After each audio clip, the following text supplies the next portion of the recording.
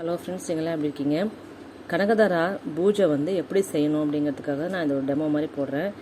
வெள்ளை பலகா கட்டை தான் நான் எடுத்திருக்கேன். இதில் மேலே இந்த மாதிரி தாமரை இம்ப்ரெஷன் ஏதாவது உள்ளது இல்லை கையிலேயே வரைஞ்சிக்கோங்க.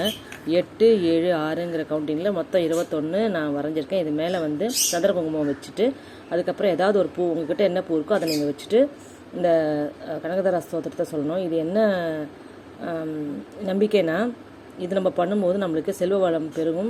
வீட்டில் பணம் தங்கலை, கடன் இருக்குது அப்படின்னா அது தீரும். ஆதிசங்கரர் எழுதினது இந்த ஸ்லோகத்தை. அவர் ஒரு உஞ்சவர்த்தி எடுத்துகிட்டு ஒரு வீட்டுக்கு போகும்போது ஒரு அம்மா வெளில நம்ம வீட்டில் ஒன்றும் இல்லையேன்னு வருத்தப்படும்போது ஒரே ஒரு வாடிப்பழம் நெல்லிக்காய் மட்டும் இருந்திருக்கு, அதை எடுத்து கொடுத்துருக்காங்க. அப்புறம் அதை பார்த்துட்டு இவர் சிவபெருமான் கிட்ட இவங்களுக்கு நல்ல ஒரு நிலைமை கொடுக்கணுங்கிறதுக்காக அவர் சொல்கிறாரு. அப்போ உடனே நெல்லிக்கனி, தங்க நெல்லிக்கனி கூறிய பிச்சுக்கிட்டு கொட்டுறது அப்படிங்கிற மாதிரி ஒரு நம்பிக்கை